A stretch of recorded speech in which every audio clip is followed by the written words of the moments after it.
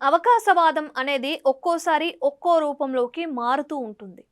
ఊసరవెల్లి రంగులు మార్చినట్లుగా అవకాశవాదం కూడా రకరకాల చిన్నెలు చూపిస్తూ ఉంటుంది.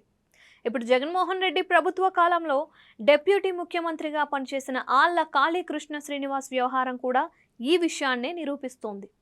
ఆయన తాజాగా తెలుగుదేశంలో చేరబోతూ ఉండడం రాజకీయ వర్గాల్లో చర్చనీయాంశం అవుతోంది. వైఎస్ఆర్ కాంగ్రెస్ పార్టీని వీడినప్పుడు, రాజీనామా చేసినప్పుడు రాజకీయాల నుంచే పూర్తిగా పక్కకు తప్పుకుంటున్నట్లుగా సన్యాసం ప్రకటించిన ఆయన ఇప్పుడు మళ్ళీ చంద్రబాబు ఆశ్రయంలోకి వెళుతూ ఉండడం చూసి పలువురు ఆశ్చర్యపోతున్నారు. ఆళ్ల నానిగా అందరికీ తెలిసిన కాళీకృష్ణ శ్రీనివాస్ ఏలూరు నుంచి 3 సార్లు ఎమ్మెల్యేగా గెలిచారు. జగన్ సర్కార్లో మంత్రిగాను, డిప్యూటీ ముఖ్యమంత్రిగాను చేశారు. జగన్ పాలన సాగిన రోజుల్లో రకరకాల సమీకరణల కారణంగా ఆయనకు అవకాశాలు బాగానే కలిసి వచ్చాయి. అన్నింటినీ బాగానే అందిపుచ్చుకున్నారు కూడా. అధికార వైభవాన్ని అనుభవించారు.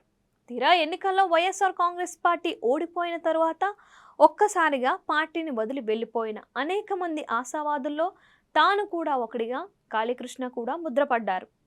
ఆయన పూర్తిగా రాజకీయాల నుంచే తప్పుకోదలుచుకుంటున్నట్టు పార్టీ సభ్యత్వానికి రాజీనామా చేసిన సందర్భంలో ప్రకటించారు.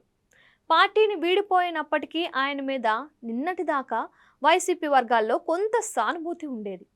కానీ ఆయన రాజకీయ సన్యాసం ముసుగులో కొంత గ్యాప్ తీసుకొని ఇప్పుడు ఎంచాక అధికార తెలుగుదేశం పంచును చేరుతూ ఉండడం వైసీపీ కార్యకర్తలకు మింగుడు పడటం లేదు. అవకాశవాదానికి పరాకాష్ఠగా వారు దీన్ని భావిస్తున్నారు. అయితే కాళీకృష్ణ శ్రీనివాస్ను తమ పార్టీలో చేర్చుకోవడానికి చంద్రబాబు పెద్ద మంత్రాంగమే నడిపినట్లు తెలుస్తోంది. కాళీకి సన్నిహితుడైన తమ పార్టీలోని విజయనగరం జిల్లా నేతను ప్రయోగించి ప్రలోభ పెట్టినట్లుగా సమాచారం.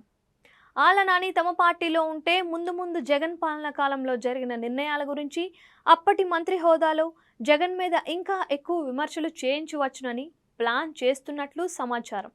సెకీ ఒప్పందం విషయంలో జనసేన నుంచి మాజీ మంత్రి బాలినేని శ్రీనివాసరెడ్డి జగన్ మీద అడ్డగోలు విమర్శలు చేసినట్లుగానే తమ పార్టీ నుంచి మాజీ డిప్యూటీ ముఖ్యమంత్రితో జగన్ మీద విమర్శలు చేస్తే మైలేజీ వస్తుందని బాబు ఆలోచిస్తున్నట్లు ప్రచారం అయితే జరుగుతోంది.